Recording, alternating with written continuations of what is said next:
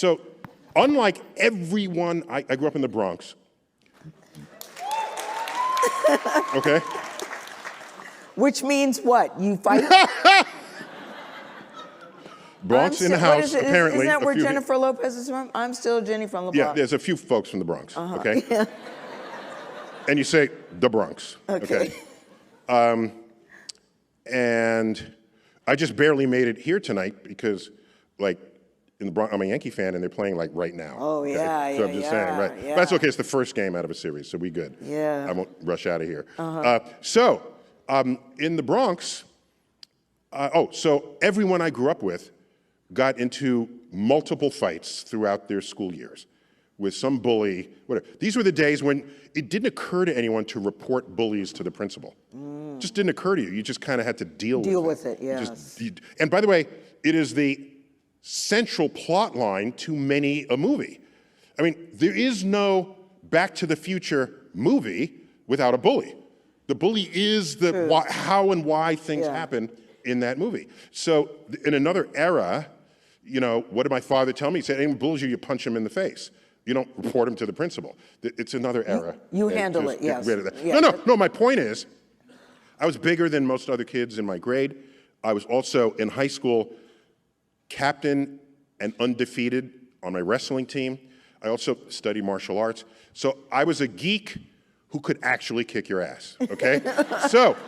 But I'm just saying, I'm not bragging or anything. You're not bragging, you're just stating facts. It's just the facts. Just facts, okay. I'm just saying, okay? So yeah, I could totally kick your ass. But I never got into a fight in my entire life. And there was one time— I think that's good, though. Oh, no, I agree. There was one time a bully pulled a knife on me. Now, I was responsible because this was one of these March snowfalls where the snow is thick and heavy and it's very snowbally. And so during lunch hour in high school, a big snowball fight broke out. And this guy had a leather jacket. He was, back then we'd call them greasers. And he was a non-combatant, but happened to be on the side where we were throwing snowballs. A non-combatant. Okay, and he was leaning against a car, might have been his car, because they all did mature things that I had cars and stuff, or motorcycles. So he's leaning against the car and his girlfriend is on his arm. And I threw a snowball and it arced and hit him right here, right? Yeah. And his girlfriend saw that, okay? And so he got very angry. This is not in the book, by the way, but you should, just so you know what I've been through. So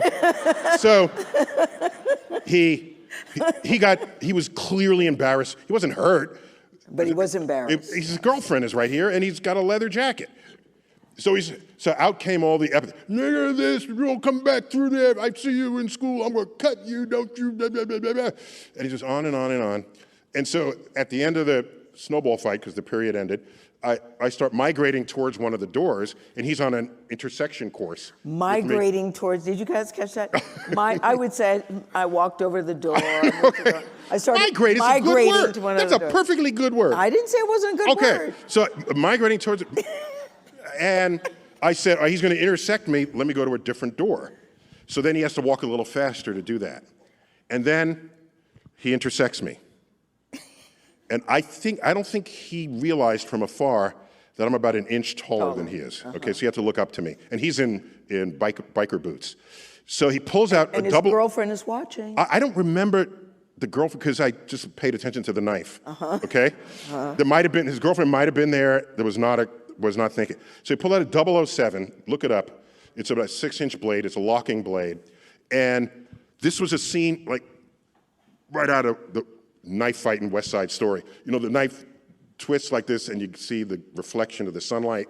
And he says, you hit my jacket with a snowball, okay, or something. He stated the facts. Yes.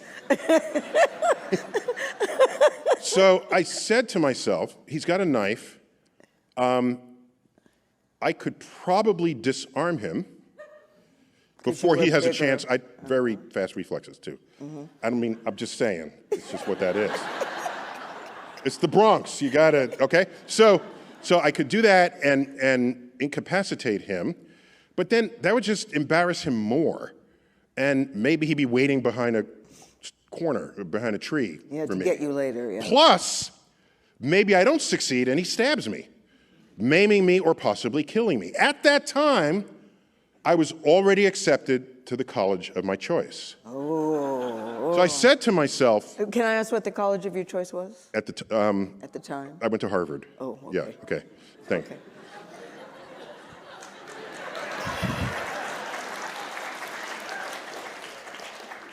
I knew that. I just wanted to see if you would say it.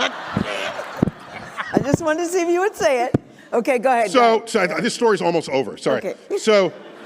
So what felt like 10 minutes of thought probably was only 10 seconds. I said, I could fight him, I'd probably win, but he'd have revenge on me for the rest of our school year. I could, I might get stabbed, I could die. I think that's low likelihood. I don't fear him plus his knife, but I have way more to lose than he has to gain. Yes. So I said, so I'm going through this in rapid motion. I said, I'm sorry. I hit your jacket. It was a mistake, and it won't happen again. Wow. I didn't say it timidly, but I said it honestly. I was not expecting that. And at that point, there's nothing he can do. Yes. And he said, okay, and then he folded up the knife. And then, thenceforth, we like waved to each other in the corridor. Yes. Right? And so... And what is that your was my message? first What's your experience with détente, right? Oh, okay. Or whatever the politicians call it, Yes. you know? Yes. And so if you let your ego get in the way, there's bloodshed, particularly testosterone and all of this. Yeah. My point is, maybe if I didn't wrestle, that would have to come out some other way, but I would leave all my testosterone on the mat. Yeah. And so I had if being a guy means you have to fight, I did fight on the wrestling match. That's where it all but went. look how you did it. It reminds me, I was younger. I don't really think I've ever had a temper, but I was in the car and somebody cut me off and my children were little. They were still in car seats and I'm amped up and I'm going after her. What? You chasing someone in your car? With children in car seats. What? With children in car seats. I'm not proud of it, but that was back in the day. You're chasing somebody? Chasing. Don't you realize, woman? I know, chasing on the highway. It's stupid. But so I get next to her and I'm, and she goes, sorry. And all I could do was, that's okay. That's right. So it reminds me of that story. I mean, and then I felt like an idiot that, God, Gail, you got that worked up for what? Right. But I just said, it's interesting that It's disarming. It is. Right. I realized in that moment, she probably didn't even know she cut me off.